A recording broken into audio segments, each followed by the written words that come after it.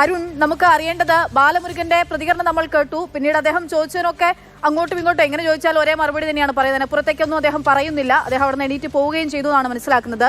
അവിടെ അദ്ദേഹത്തിന്റെ നമ്മൾ നേരത്തെ കണ്ട ആ കടയിലായിരുന്നു SIT സംഘം റെയ്ഡ് നടത്തിയ കടയാണോ, അത് അദ്ദേഹത്തിന്റെ തയ്യൽ കടയാണോ, മറ്റവിടെയുള്ള ചുറ്റുപാടെന്നുള്ള വിവരങ്ങൾ എങ്ങനെയാണ് നൽകാനാവുന്നത്? പക്ഷെ ഒരുപാട് സംശയങ്ങൾ അവിടെ ബാക്കിയാണ്, ദുരൂഹതകൾ നിഴലിക്കുന്നുമുണ്ട്. അതിൽ നിന്ന് തന്നെയാണ് നമ്മൾ തുടങ്ങുന്നത്. ആദ്യം SIT സംഘത്തിന് ഈ വിവരം ലഭിക്കുന്നു. ചെന്നിത്തലയുടെ മൊഴിക്ക് പിന്നാലെ SIT സംഘം അന്വേഷണം ആരംഭിച്ച് ആദ്യം മണിയെ തേടിയെത്തുന്നത് ഈ ബാലമുരുകനിലേക്കാണ്. അത് ഈ സിമ്മിനെ കേന്ദ്രീകരിച്ചാണ്. ഈ സിമ്മുമായി അന്വേഷിച്ച് ഈ തയ്യൽ കടയിലാണ്, ദൃശ്യങ്ങളിൽ കാണുന്ന ഈ ടൈം ലൈനിലേക്കാണ് നമ്മളൊന്ന് പറഞ്ഞു പോകുന്നത്. ഈ തയ്യൽ കടയിലെത്തുന്നു. അതായത് ഇന്നലെ SIT സംഘം എത്തി മൊഴി രേഖപ്പെടുത്തുകയാണ് ഉണ്ടായത്. ഇത്തരത്തിൽ മണിക്കൂറുകളോളം മൊഴി രേഖപ്പെടുത്തി ഇവിടെ പരിശോധനയും നടത്തി, ഒരു റെയ്ഡ് നടത്തി എന്ന് ബാലമുരുകൻ സമ്മതിക്കുന്നുമുണ്ട്. അതിന് പിന്നാലെ ബാലമുരുകൻ അവരോട് ബോധിപ്പിച്ച കാര്യം ഇത്രയുമാണ്, നമ്മളോട് പറഞ്ഞതാണെന്നാണ് ബാലമുരുകൻ പറയുന്നത്. അതായത് മണിയെ ഈ റിയൽ എസ്റ്റേറ്റ് ഇടപാടിനേക്കാൾ മുൻപ് ഈ ടൈലറിങ്ങുമായാണ് പരിചയപ്പെടുന്നത്. ഈ നാട്ടുകാരനാണ്. അപ്പോൾ ഒരു 10 വർഷം മുമ്പേ ഈ തുണി തയ്യലുമായി ഒക്കെ ബന്ധപ്പെട്ട് ഇവിടെ നിരന്തരം വരാറുണ്ട്. അതുമായി സ്ഥലത്തിന്റെ ഇടപാടുമായൊക്കെ ബന്ധപ്പെട്ടുകൊണ്ട് ഇടനിലക്കാരനായിക്കൊണ്ട് തന്നെ ഈ മണിയെ സഹായിക്കാറുണ്ട് എന്നുള്ള വിവരമാണ് മണിയുമായുള്ള ബന്ധമായി അദ്ദേഹം സൂചിപ്പിക്കുന്നത്. അതിൽ തന്നെ കുറെ അവ്യക്തതകൾ നിലനിൽക്കുന്നു. ഇത്തരം ഒരു ബന്ധമുള്ള ഒരാൾക്ക് ഒരു സിമ്മിന്റെ പേരിൽ എന്തിനു സിം നൽകണമെന്നൊരു ചോദ്യമൊക്കെ അവിടെ ന്യായമായി തന്നെ അവശേഷിക്കുകയാണ്. കേരളവുമായുള്ള ബന്ധം പറഞ്ഞ് ശബരിമലയിൽ എല്ലാ വർഷവും മുടങ്ങാതെ വരാറുണ്ട്.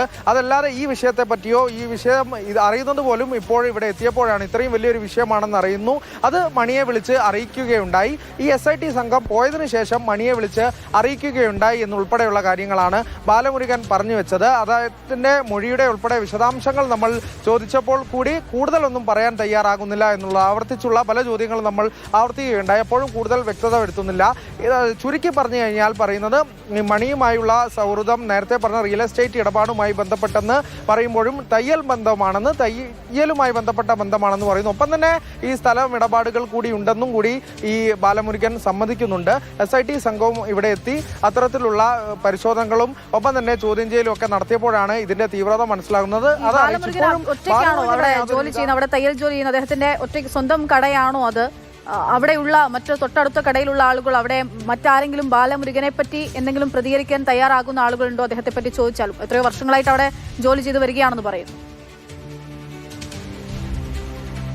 അത്തരത്തിലുള്ള ഒരു പ്രതികരണം നമുക്ക് ഇവിടുത്തെ ഒരു സ്വഭാവം അനുസരിച്ച് ലഭ്യമാകുന്നില്ല എന്നുള്ളതാണ്. ഈ മണിയെ കൂടി കണ്ടെത്താനുള്ള ഒരു അന്വേഷണം, ഒരു 3-4 മണിക്കൂർ നീണ്ട അന്വേഷണത്തിലും പലരും അദ്ദേഹത്തെ പറ്റി ഒരു ക്ലീൻ ചീറ്റ് നൽകാൻ ശ്രമിക്കുന്ന ഒരു മാധ്യമപ്രവർത്തകർ ഉൾപ്പെടെ, കാരണം മാധ്യമപ്രവർത്തന മേഖലയിൽ ഉൾപ്പെടെ അത്തരത്തിലൊരു പ്രാദേശിക മാധ്യമപ്രവർത്തകർക്ക് ഉൾപ്പെടെ അത്തരത്തിലൊരു പരിചയമുള്ള വ്യക്തിയാണ് മണി. അപ്പോൾ അത്തരത്തിലുള്ള പ്രതികരണം ഒന്നും നമുക്ക് പല ഘട്ടത്തിലും ആരിൽ നിന്നും ലഭ്യമാകാനില്ല. നമ്മൾ നേരത്തെയും അതിന് പരിശ്രമിച്ചാണ്. നമ്മൾ ഇന്ന് രാവിലെ ഈ ബാലമുരുകനെയും നമ്മൾ നേരത്തെ തേടിയപ്പോഴൊക്കെ ഈ പരിസരത്ത് വന്നിരുന്നു. ഇവിടെയുള്ള ആളുകളൊന്നും അത്തരത്തിലുള്ള കൂടുതൽ നേരത്തെ നമ്മൾ ചോദിക്കുമ്പോൾ ഇവരെ പറ്റിയൊന്നും കൂടുതൽ വ്യക്തതയുള്ള മറുപടിയോ പ്രതികരണങ്ങളോ ഒന്നും തരില്ല. ഒഴിഞ്ഞു മാറാൻ ശ്രമിക്കുന്നതായാണ് നമുക്ക് മനസ്സിലാകുന്നത്. ഈ കടയിൽ അദ്ദേഹം ഒറ്റയ്ക്കാണ് എന്നുള്ളതാണ് നമുക്ക് ഇവിടെയുള്ള ആളുകളോടൊക്കെ ബന്ധപ്പെടുമ്പോൾ നമുക്ക് മനസ്സിലാകുന്നത്. ഒറ്റയ്ക്ക് വർഷങ്ങളായി അദ്ദേഹത്തിന്റെ തന്നെ നടത്തി വരുന്ന ടൈലറിംഗ് ഷോപ്പാണ്. ഇവിടെ കേന്ദ്രീകരിച്ചാണ് ഇത്തരത്തിലുള്ള അന്വേഷണമൊക്കെ നടന്നിട്ടുള്ളത് എന്നുള്ളത് തന്നെയാണ്. ഇവിടെ ആദ്യം എത്തുന്നത് ഈ നമ്പർ ഡി മണിയെ കേന്ദ്രീകരിച്ചുള്ള അന്വേഷണം. ഈ മണിയുടെ ഫോൺ നമ്പർ ബാലമുരുകന്റെ പേരിലാണ്. ഈ ബാലമുരുകനിലേക്ക് SIT എത്തുന്നു.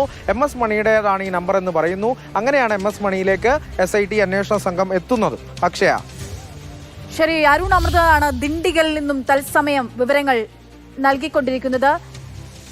മാതൃഭൂമി ന്യൂസ് സംഘം ദിണ്ടിഗലിലാണുള്ളത്. ദിണ്ടിഗലിൽ നിന്നും ബാലമുരുകന്റെ കടയ്ക്ക് മുമ്പിൽ നിന്നുമാണ് അരുൺ അമൃതനാഥ് ഇപ്പോൾ ഈ വിവരങ്ങൾ പ്രേക്ഷകരിലേക്ക് എത്തിച്ചുകൊണ്ടിരിക്കുന്നത്. എന്തായാലും മണിയുടെ വാദങ്ങൾ പൊളിയുന്നു എന്ന് തന്നെ നമ്മൾ മനസ്സിലാക്കേണ്ടിയിരിക്കുന്നു.